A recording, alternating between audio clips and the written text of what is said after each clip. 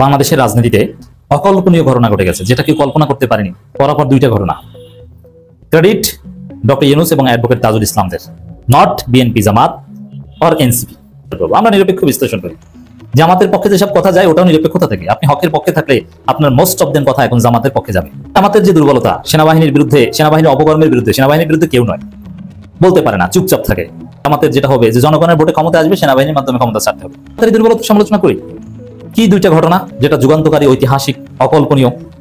বাংলাদেশের মাটিতে হাসিনার ফাঁসির রায় হবে, যেখানে আছে সেখান থেকে ধরে আনার একটা চেষ্টা হবে এবং এনে হাসিনাকে ফাঁসি দেওয়ার একটা আকাঙ্ক্ষা, হাসিনার ফাঁসির রায় হবে। কেউ কল্পনা করেছেন? হাসিনা জীবনে স্বপ্নে ভেবেছে? জামাত নেতাদের যখন হাসিনা ফাঁসি দিয়েছে, তখন জামাত নেতাদের জনশক্তিদের প্রত্যাশা ছিল, আল্লাহ দুনিয়ায় তো কিছু হবে না, আখেরাতে যেন হাসিনার বিচার হয়। দুনিয়ায় হাসিনার ফাঁসির রায় হতে যাচ্ছে। আপনি চোখ বুঝে ধরে নিতে পারেন ফাঁসির রায়, কারণ হাসিনা যা করেছে তার শাস্তি ফাঁসি ছাড়া আর কিছু হতে পারে না। হাসিনার রায়ের দিন আসবে, এটা আমরা বাংলাদেশের মাটিতে দেখব। কল্পনা করেছেন? আজ থেকে 2 বছর আগেও বিদেশে পার্মানেন্ট সেটেল হয়ে যাওয়ার রাস্তা খুঁজছি, অ্যাসাইলামের কাগজপত্র রেডি করেছি, না আজ দেশে আর যাব না। কেউ কেউ রাজনীতি ছেড়ে ব্যবসা বাণিজ্য, কি করা যায়? আমাদের রাজনীতি, আওয়ামী লীগকে মেনে নিয়ে কিভাবে টিকে থাকা যায়? বিএনপির চিন্তা ভাবনা 41 সাল পর্যন্ত কিভাবে আন্দোলন বিক্রি করে নিজের ব্যবসা বাণিজ্য টেকানো যায়, ঢাকা ব্যাংক অমুক। কিন্তু না, সব হিসাব নিকাশ এলোমেলো। হাসিনার মামলার রায় 13 নভেম্বর। পালানোর পরও হাসিনার ফাঁসির রায় হবে, এটাও অনেকে কল্পনা করে। হাসিনা তো ভারতে পালিয়ে গেছে, এসব বিচার টিচার এগুলো হবে না। কোন একটা নির্বাচিত সরকার ক্ষমতা আসবে, ওগুলো ধামাচাপা করে থাকবে। হাসিনার মামলা শুধু তারিখ পড়তে থাকবে, রায় আর হবে না। কিন্তু না, বিচার কার্য সম্পন্ন হয়েছে, অল্প কিছুদিনের মধ্যে রায় দেখতে পাবেন। আমরা যারা আইন বুঝি, আইনের ছাত্র, ট্রাইব্যুনালের অভিযোগপত্র দেখেছি, যুক্তি তর্ক, ক্রস এক্সামিন বা এগুলো সব লাইভ দেখেছি, নখদর্পণে আছে।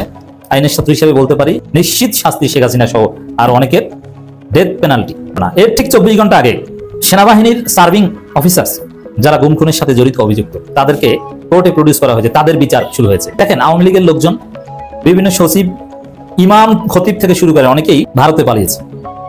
মন্দিরের পুরোহিত থেকে শুরু করে ইমাম, খতিব, এরাও পালিয়েছে।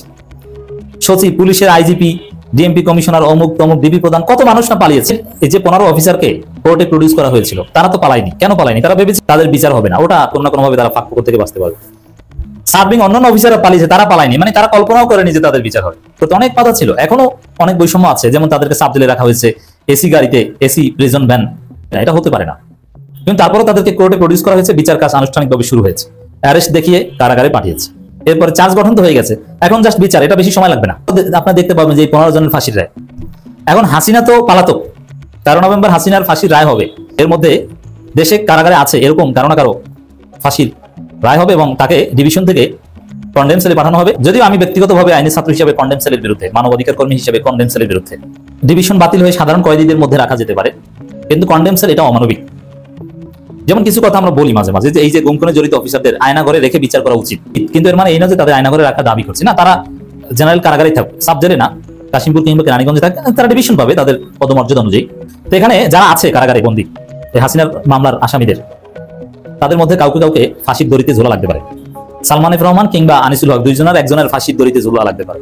সালমান এফ রহমান হয়তো আমৃত্যু কারাদণ্ড হতে পারে, কিন্তু আনিসুল হকের ফাঁসি হতে পারে। শাহজাহান খান মাদারীপুরের, তারও ফাঁসির দড়িতে ঝোলা লাগতে পারে। আল্লাহর একটা শাস্তি আছে তো। শাহজাহান খান নিজ হাতে যে কত খুন করেছেন, আব্দুল্লাহ মামুন সহজে মুক্তি পাবেন। এখানে এই মামলায় শুধু হাসিনার ফাঁসির রায় হবে, মামুন হয়তো বা খালাস পাবেন। আসাদুজ্জামান খান কামালেরও ফাঁসির রায় হবে, কিন্তু কারাগারে আছেন এরকম অন্য মামলায় এটাও নভেম্বরের মধ্যে রায় হওয়ার সম্ভাবনা রয়েছে। এই আনিসুল হক, সালমান এফ রহমানদের ফাঁসির ধরে অপেক্ষা করবে। জাস্ট শুরু, হাসিনার যে কত মামলায় কতবার ফাঁসির রায় হবে আপনারা দেখতে পাবেন।